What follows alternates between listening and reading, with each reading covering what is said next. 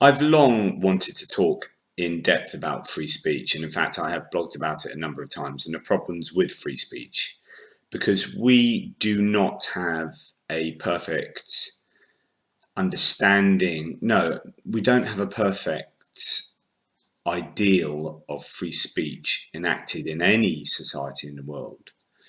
So even in America, where you might think you've got the greatest amount of free speech, you can still be done for inciting hatred and violence. You're still not allowed to say certain things. You can't just go onto primetime TV and swear at the camera and shout, walking down the road, shouting, swearing. So there are not only legally binding scenarios, but there are socially binding scenarios whereby we temper what we say in the context of legal and social constraints. So, you know, I wouldn't walk up to a child and shout and swear in their face, even though in some sense, I could, because we veto ourselves from doing things that are not appropriate. And that's really the core issue of free speech, is what is and what isn't appropriate for different peoples. Anyway, rather than give a big video of me talking about this, I want to now play an absolutely fascinating interview, and with other experts involved as well, on BBC 5 Live with an author talking about free speech and the issues with it, also concerning things like, no platforming, and whether it's a right or a left-wing issue or both. And it's an absolutely fantastic piece of BBC radio, and I'd be interested in what you think, so put your comments below. And here it is.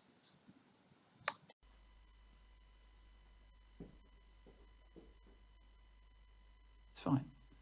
Hang out with us. Anyway, this is really interesting. A question for you. Is free speech really under attack? We hear that a lot, don't we?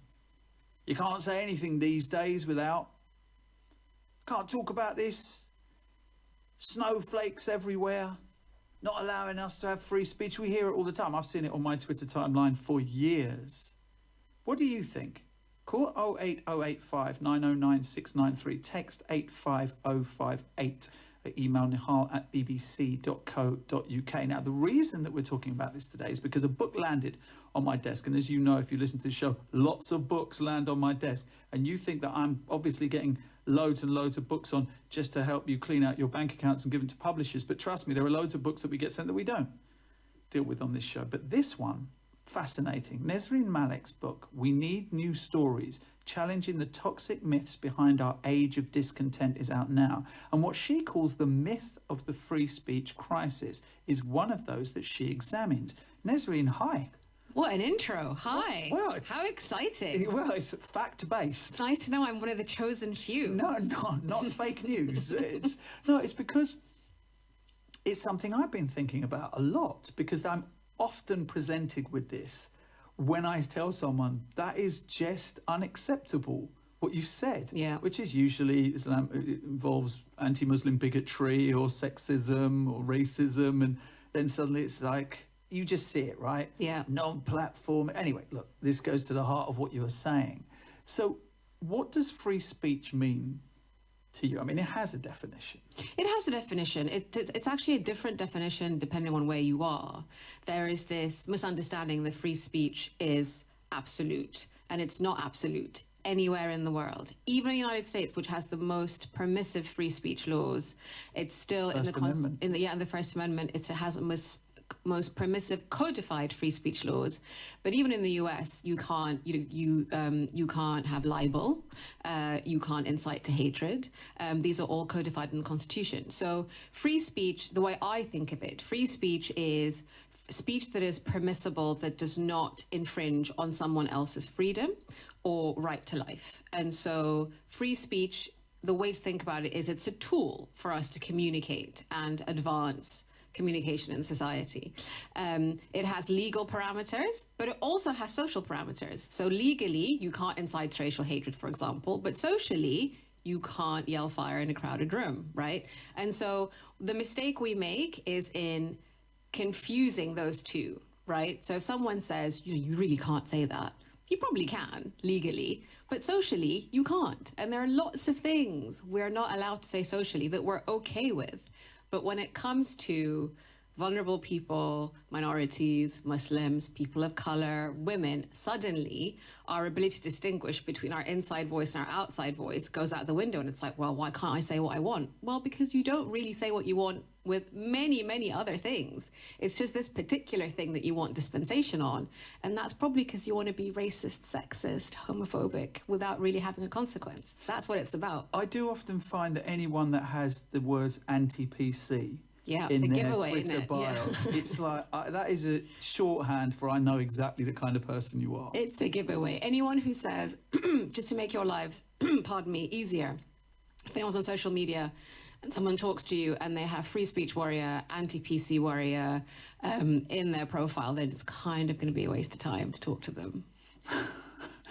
I think you make this really fascinating, pithy distinction, which is that people who claim that they're not free to express themselves is because they want to be free from the consequences of expressing themselves. Exactly. So this is, I would like to think of this as a way for people to try and distinguish between what is a legitimate free speech argument and what is a bogus one. And most of the time when people are saying, I'm not allowed to say what I want, what they're really saying is, I don't like the fact that people can respond to me. And we have a bunch of politicians and writers who are not accustomed to people challenging them. And because of social media, because of the way we communicate these days, it's much more intimate, much more tactile. These people are being questioned for the first time ever in their lives. And so they fall back on this free speech argument when they're really what they're saying is, I don't like it when people object to me in my face on social media, make fun of me, come up to me in the street. And that's just it's just the real world kind of catching up with them. But you mention in an article you wrote in a newspaper that the comments section has changed. Yeah. And it isn't the fact that the people who are writing the articles have changed. Yeah. It's the people who are making the comments have changed. Yeah. So I began writing at a time when the comments were the first thing that you saw after you wrote. People of a generation before me had the wonderful ability to just write an article and see it printed in a newspaper and not know what anyone thought about it. So when I started writing, the first thing that happened was the comment thread opened and it was abusive. People were saying, your writing is terrible. I can't believe you got paid for this, etc., etc. But it was still kind of within the realm of what you can argue with and argue against.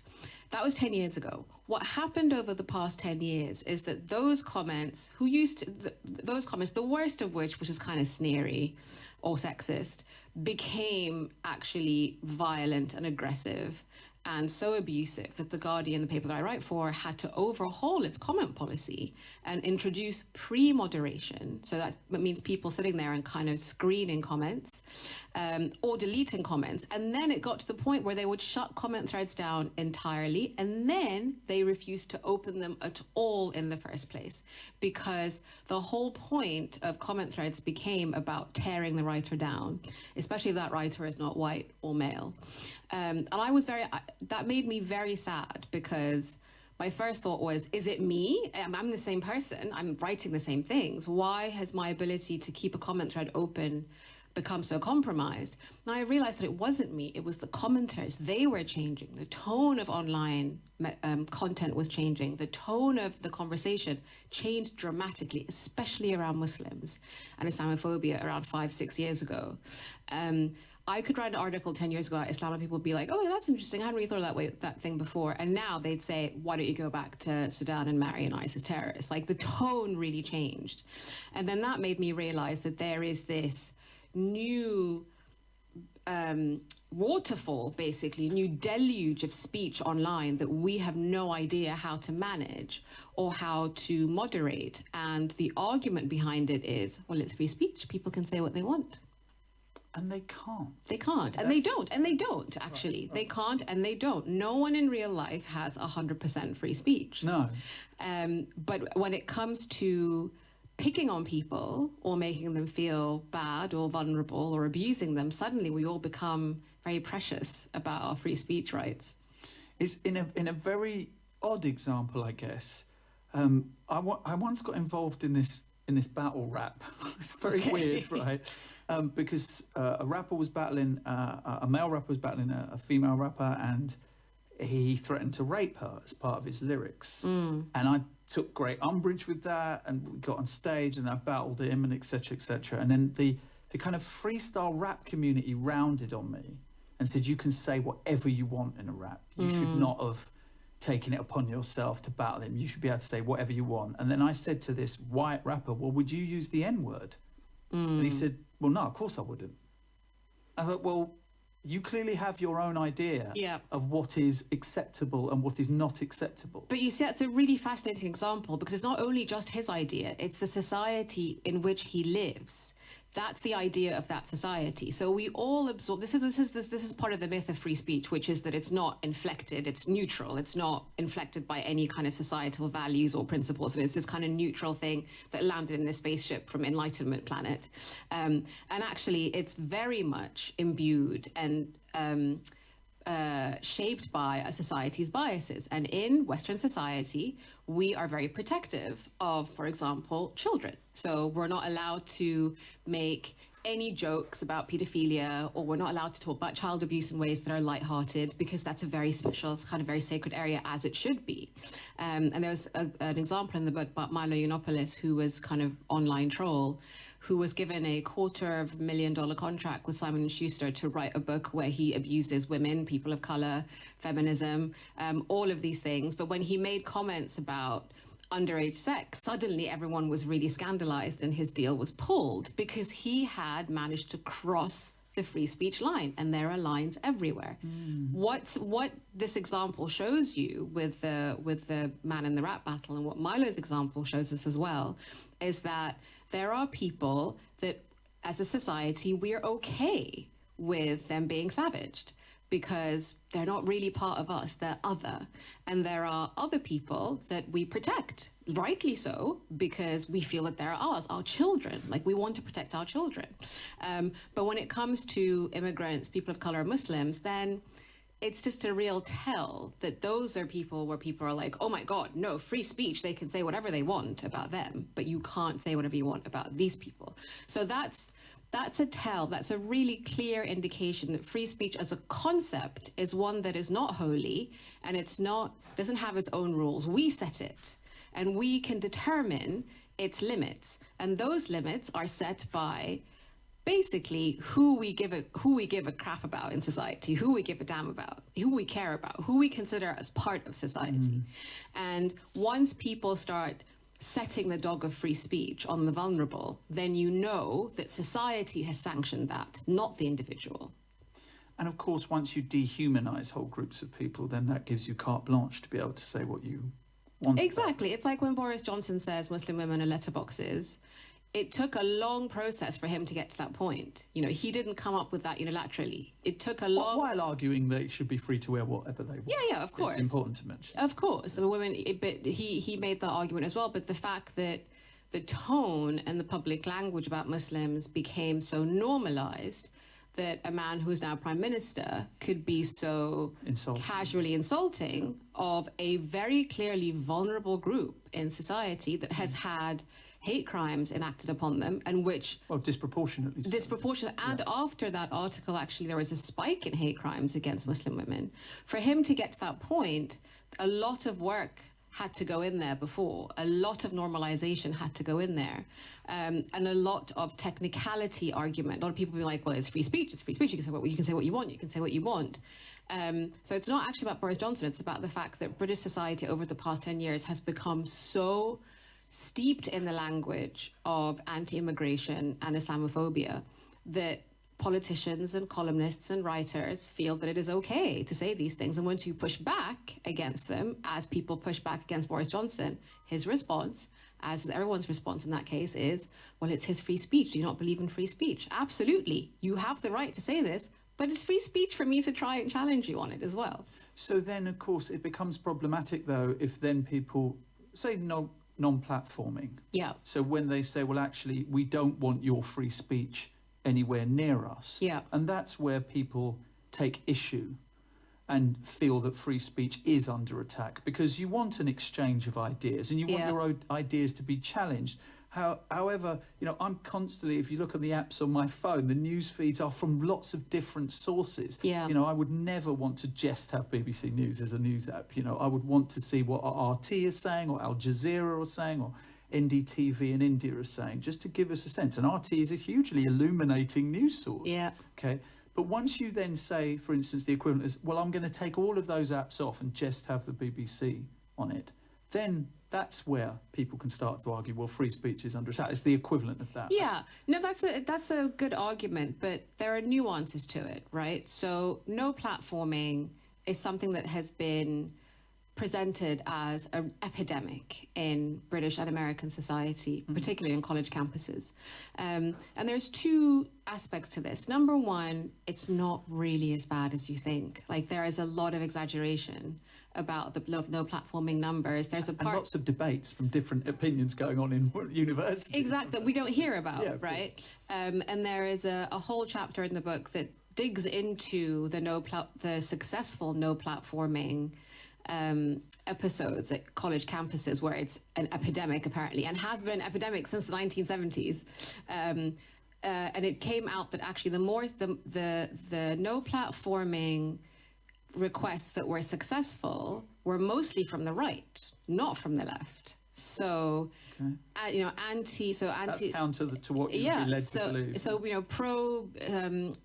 pro-Palestine speakers were shut down.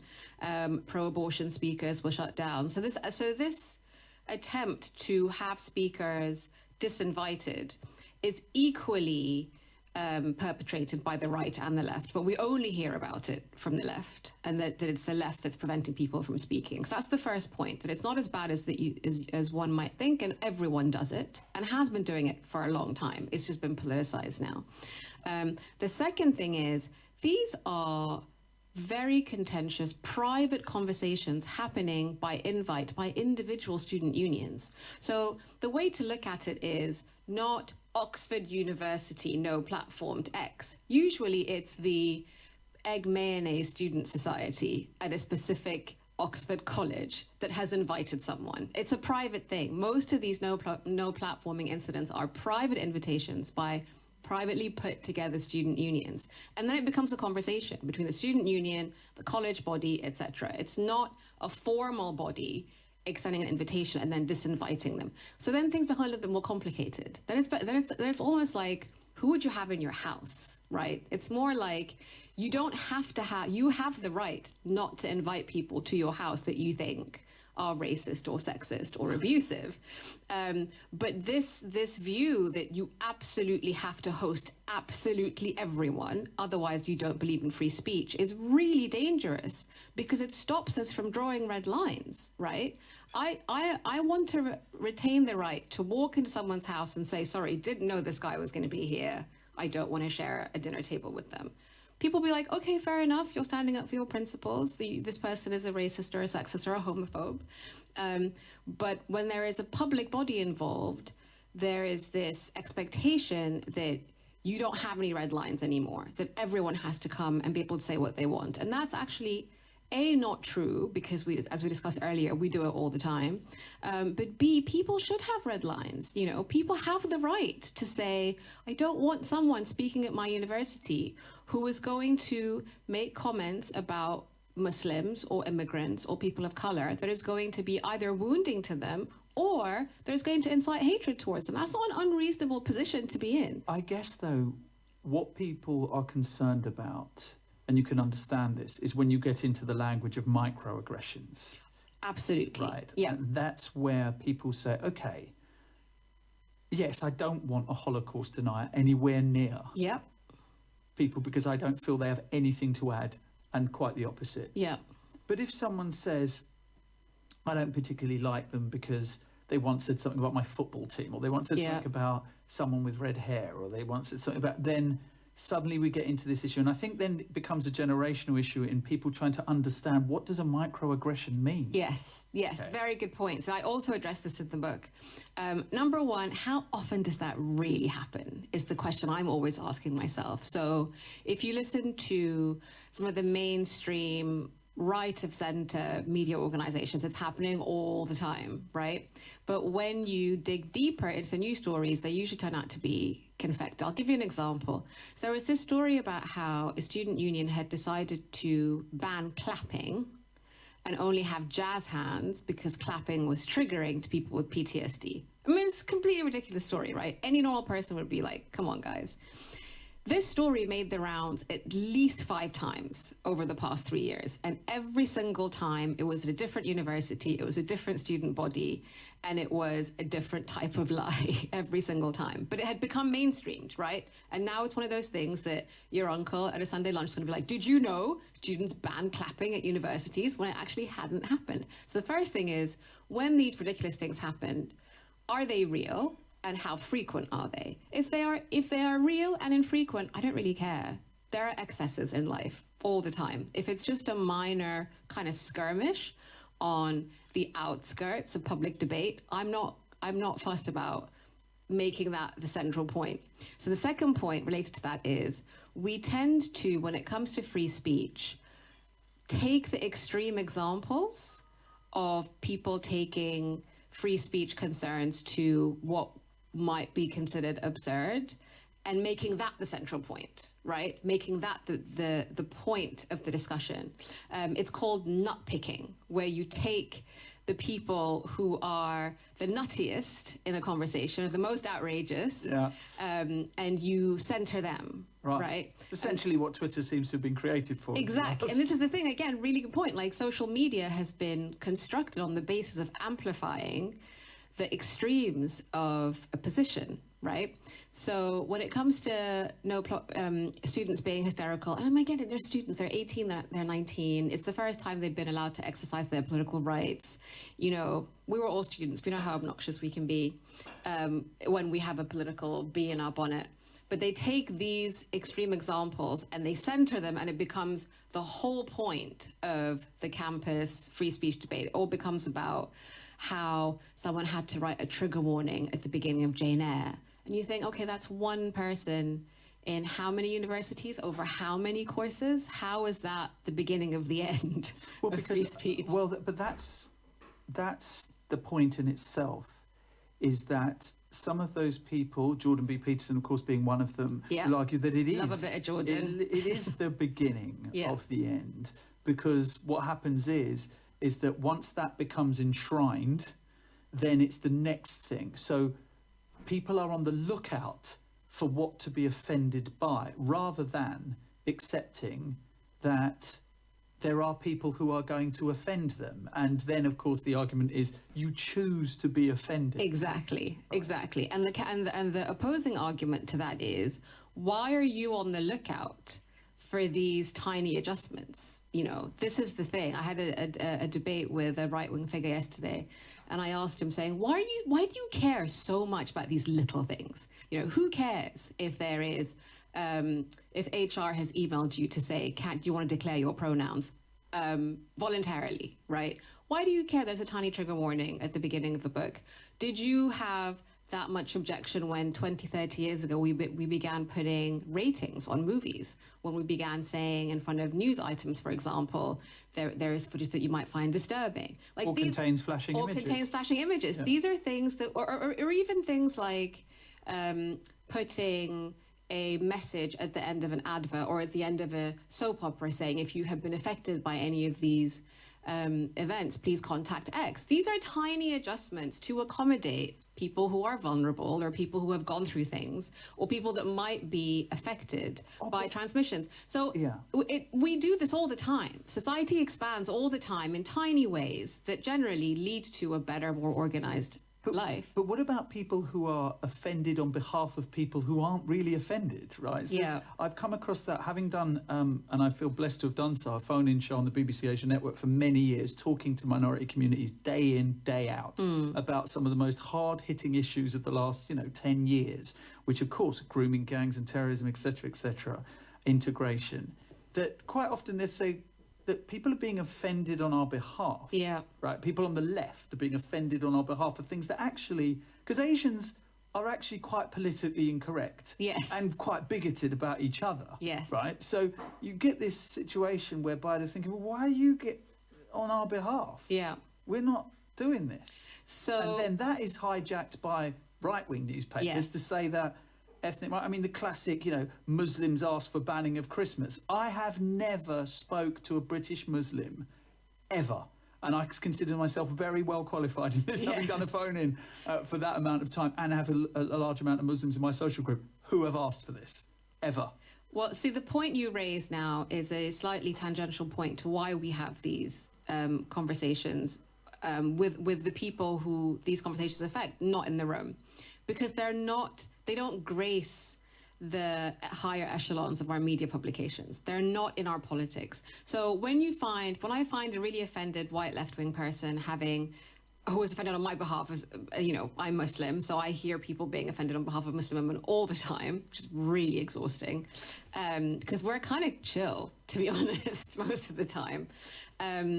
So when I see a mostly white feminist very offended on my behalf, then having another proxy fight with a right-wing feminist on my behalf, I think, why am I not in the room? Why are there no more Muslim women in the room having this conversation? It's because there are no Muslim women in those positions. There are no Muslim women, or very few Muslim women in prominent positions in the media curating these discussions. There are very few Muslim women in politics who are able to dictate these lines. So the reason why the conversation becomes even more disassociated from reality, right, for the people who are on the sharp end of these debates, and particularly with Muslim women, it's where I did most of my research, because they're just like, the stuff that happens to us is crazy, but people are talking about other stuff in the mainstream media, and we're kind of cut out of the conversation. That links to another chapter in my book about what I call unreliable narrators, which is that our narrating class, our media class, and our political class come from a tiny, tiny demographic. Yeah. And they're having these conversations among themselves about abstract concepts. On everyone else's behalf. On everyone else's behalf, and also that affects everyone else, not them. Yeah.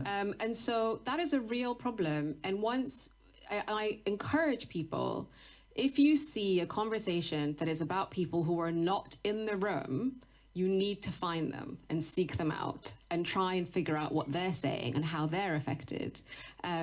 Because the way the political and media establishment in the UK is set up is so incredibly tiny and hermetic and self-referential that we need to be very skeptical about the accounts that are coming out of it on the left and on the right. Real talk.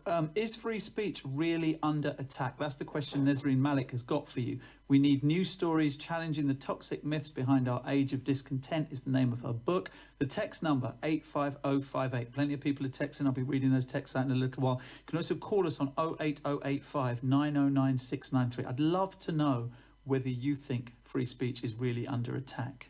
And those red lines, those parameters we set ourselves. And if you are a person who feels you can't say anything these days, just kind of get in contact with us. I'd love to have a conversation with you. I really would. If you feel genuinely that you can't say what you want because perhaps you're labouring under the misapprehension that you ever really could. And there was a time when you could. And then people thought, actually, it's probably not right that you did that. In the 60s, a police officer called my dad midnight, right? He couldn't call my dad midnight. He couldn't call me midnight anymore. And why did he call him midnight? Not because my dad was out at midnight. He was a very sensible Sri Lankan man. He would never have been out past 7:30. But it was because of the colour of his skin. And now a police officer can't do that. Now, is that an attack on people's freedom of speech? Or is that just being decent? 25 to 2, time for the headlines. Williams Medley. Nesrine Malik's book, We Need New Stories, Challenging the Toxic Myths Behind Our Age of Discontent is out now. She has a question. The question is free speech really under attack? And when we were talking in the news, Nesrine, kind of an additional question for those people who feel you can't say anything anymore. Yeah, my question to those people is, so I don't dismiss it immediately offhand. What is the stuff that we used to say before that we can't say anymore that you want back? What is the stuff that you miss? You know, what is the stuff that we had in our kind of mind your language 1970s era that you want back? What is the stuff that you think we have phased out of our public conversation or how we talk about each other that you think, I think I like that back, please?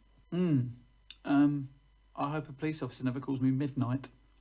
So you don't want that back? I don't want that back. I think that's fair enough. I don't think my dad wanted that in the first place, but I certainly don't want that back. I mean, to be fair, it was 50 years ago that happened. Smita Jamdar joins us, who's a higher education lawyer at the law firm Shakespeare Martineau, who's, what a great name for a law firm, who's represented universities and looked at free speech issues on campuses across the UK. Dr. Bharat Ganesh is Assistant Professor of Media Studies at the University of Groningen in the Netherlands and has researched far-right use of the internet. He's also a visiting research associate at the Oxford Internet Institute. Bharat and Smita, thank you for joining us. Nesrine is here as well, still. Smita, if I could start with you.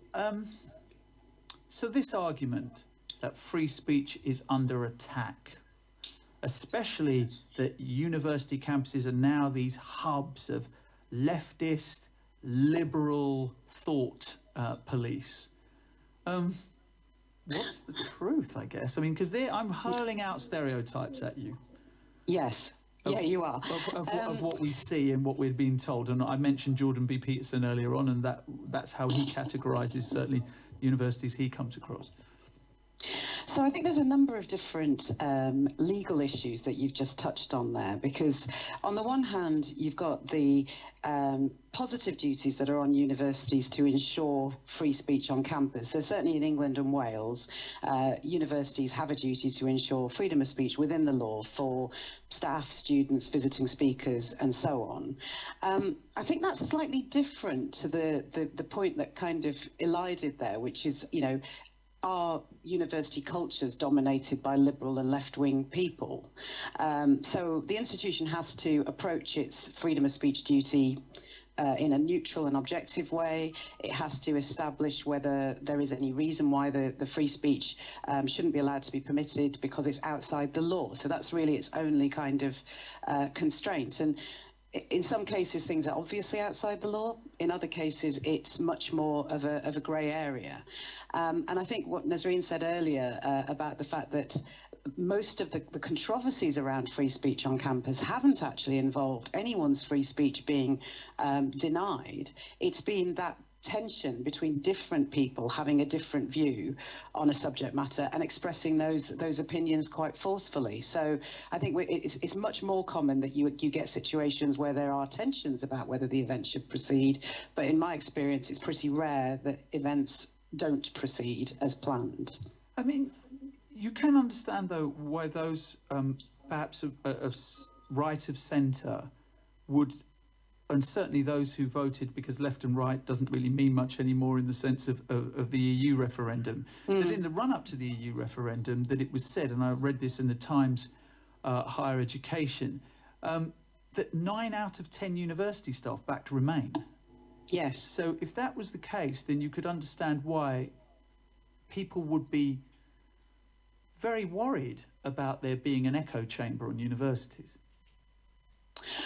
But again, I think there's a distinction, isn't there, between the sort of personal voting decisions of members of staff and how they voted in the referendum, and the fact that ultimately universities are places which are about evidence-based, reasoned discourse. So I'm not aware that there is any suggestion that subjects are not being taught in an objective and reasoned way. And so where there's an evidence base for saying that leaving the European Union serves a positive purpose in some areas, there's no suggestion that that is not being addressed. I think it's very difficult to know how you address individual people's political preferences. Why is that seen as a problem? I mean, if that happens to be the way that those people think, as long as they're not But if it's maximum, it's 90%. So if you look at it as 90% of your lecturers voted a certain way, yes, then you could understand that there is not a plurality of thought or plurality of belief amongst those people who have the job of educating you. But that may well be because of the balance of evidence. I mean, this is my difficulty with your question, that you're sort of presupposing that because a lot of people voted a particular way, that meant they weren't able to present the evidence for and against that decision we assume in an that with objective way. we assume that someone, for instance, who's a teacher who may be a member of the BNP cannot be a member of the BNP and teach, because their political opinions may bleed out into how they react to ethnic minority pupils, students. Whereas you're kind of, but then willing to ignore on the other side. Well, I suspect because I don't believe that I don't think those two are comparable. I think, for a start, I'm not convinced that, as a matter of law, that you would argue that mere membership of a political party means that you can't do a particular job. But even if we look at the question around the European Union, that, as you've rightly said, crossed the political spectrum. People on the left and the right voted to leave the EU, and and on the other hand voted to remain. So this was a single issue question, which I think members of staff were able to say, well, here are the pros and cons of it, without necessarily bringing in their wider political beliefs. They didn't say, well, I'm a member of this party and that's why I think this. You were debating the question of leaving the EU, and as we know, there are very, very strong feelings on both sides about that. What has been the change, do you think, in university campuses over the last 10 years in terms of free speech and what is acceptable and what isn't? Okay, I think there have been three underlying changes which universities are trying to grapple with. The first is that probably university campuses are now more diverse than they have ever been. There's a greater gender mix. There is, despite work needing to be done, a greater mix of ethnic minorities on campus, sexual orientation, religion and belief. So campuses have become more diverse. The second thing I think is that the country has become more divided. So there's a polarization over a whole range of issues. Not just the EU referendum, but every day there's some new dividing fault line in society about which we all stand on one side or the other of. And the third, I suppose, is the speed and breadth of communication that is now possible. So you have things which are put down on social media, in blogs, or recorded in private speaking events, which are then suddenly spread across the whole of the whole of Twitter is alive with commentary, for example, on it. So all those things mean that there is a real amplification of dissent and division. I have a question. Sorry to interrupt. Sorry. It's Nesrine here. Thank you very much for the point about amplification. And that's something I mention in the free speech chapter in my book, that there is a lot of exaggeration of very isolated events. But do you feel this amplification actually hides something else that's happening? There was research that came out a couple of months ago about the rise in racist incidents and racist speech on British university campuses. And I felt like that had very little coverage when compared to coverage about free speech concerns. There was a spiked online piece of research, I'm sure you're familiar with it, that did like kind of traffic code classification of free speech on British campuses, and once you looked at it closely, completely fell apart. And that was adopted by, it was reported uncritically by mainstream media publications. Writers of that research were then called upon in front of parliamentary select committees to testify about free speech, when actually they had a real agenda and the data was really shaky. And on the other hand, there was really rigorous research about something far more real and scary, which is the rise in hate crime or hate speech on British campuses, and that didn't get the same coverage. Is that accurate based on your experience? Yeah, I mean, it's obviously not a sort of legal question, so I'm going to just respond to that as an observer of what goes on universities and very interested in what goes on in the sector. But I think it's absolutely the case that what is chosen to be reported has a significant effect, obviously, then on how universities are perceived in the public eye, and therefore then the attention that's given to particular issues. And just in relation to free speech, for example, the new regulatory framework that's been set up around higher education in England, which has to cover a vast range of regulatory risks, mentions freedom of speech, notwithstanding the fact that the many reports, including the one you've referred to by the select committee inquiry, don't really identify any problem that needs addressing. So I think you're absolutely right that what we choose to focus on then affects how everybody behaves. And on the point about racist attacks and the use of racist language, there is a sort of creeping normalization. You mentioned the use of the word midnight there, Nihal. I mean, things which even from my younger days, they're kind of creeping back into the dialogue because people are saying, well, why shouldn't we be allowed to call somebody whatever racist epithet we choose? It's my right to free speech. Dr. Bharat Ganesh is with us as well, Assistant Professor of Media Studies at the University of Groningen in the Netherlands. Bharat, you've researched far-right use of the internet. This argument that this is one of the tools, isn't it? Especially for spreading hate speech. We've got a very famous guest coming up on this show called Gary Lineker, who this week has said to not feed the trolls because they use people in the public eye in order to spread their hate, don't they, via social media? Yeah, I mean, listening to this conversation, I think there's a couple of things that we really need to bring out. I mean, a lot of the controversy tends to be constructed around campus politics, but actually this goes really a lot deeper. And I think the current way in which this kind of issue about the far right and the freedom of speech, I think what we really need to do is look at the way in which this idea that the freedom of speech is quote unquote, being taken away, which is a complete myth, is really at the center of far-right politics today. So what is being taken away? Because they feel that they can identify something that is being taken away. If it's not free speech, what is being taken away from them? Well, I mean, I think there's a very clear and obvious way to think about this, and I think it's I think it really centers around the. Bharat, are you still with us?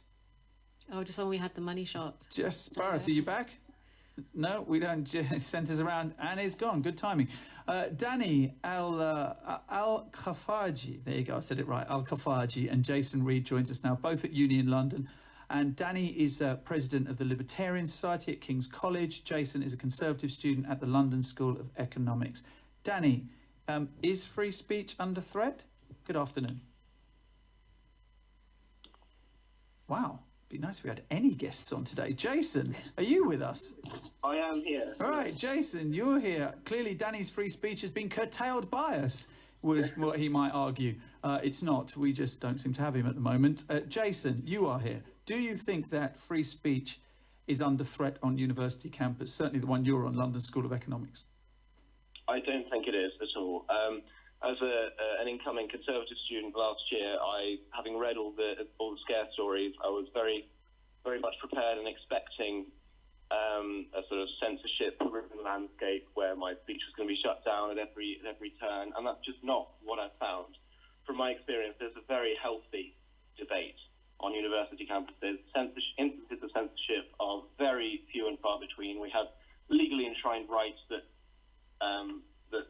prevent that kind of thing from happening. It's just overblown in the media. And I think a lot of this stems from the blurring of the line between the right to free speech and the right to a platform. Nobody has the right to a platform. No one has the right to demand they speak on university campuses or the right to post whatever they want on social media. Those student bodies autonomously have the right to invite who they want to and disinvite who they want to. And social media companies have the right to kick people off. Well, that's what Nesrine was. I think we have Danny now, President of the Libertarian Society at King's College. Danny, good afternoon.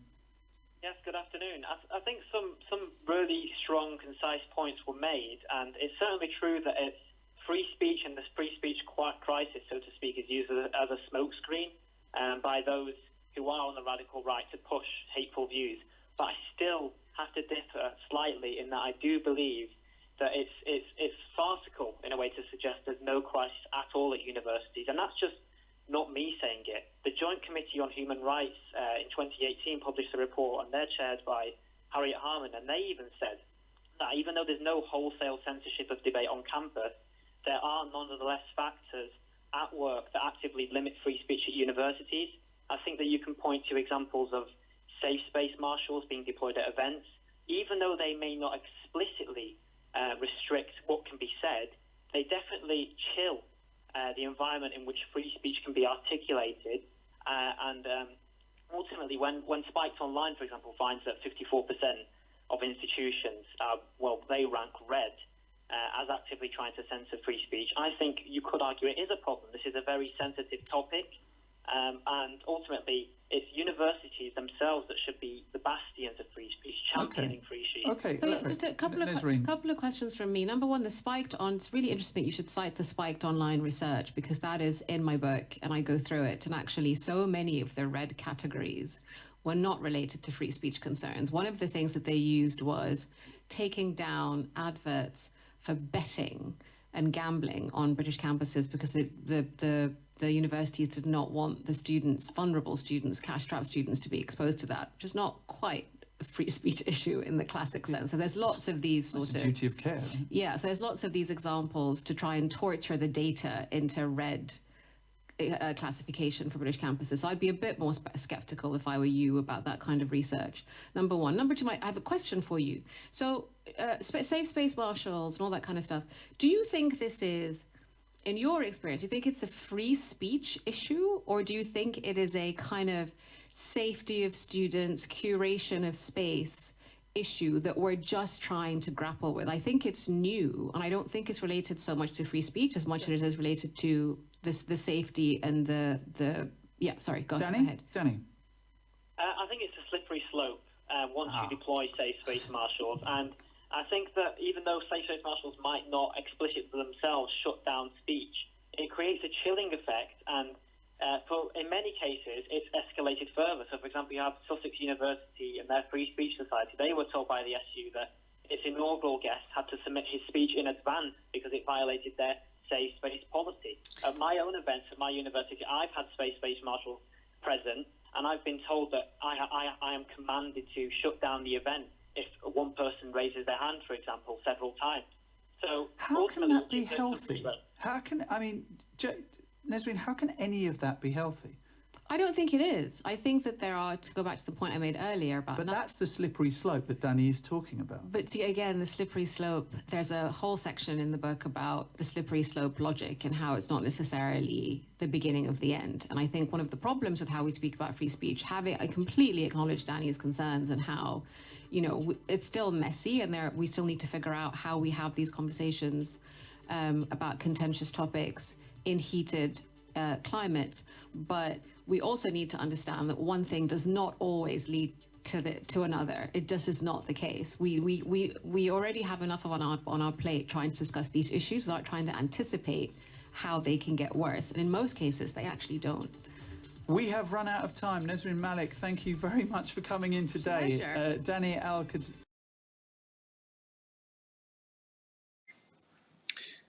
So hopefully you see that as a really interesting discussion on free speech that evoked a lot of thoughts and really covered quite a bit of ground. So let me know what you think in the comments section, and as ever, please subscribe to the channel. That would be fantastic. And I will probably post this on my blog, A Tippling Philosopher. Cheers and goodbye.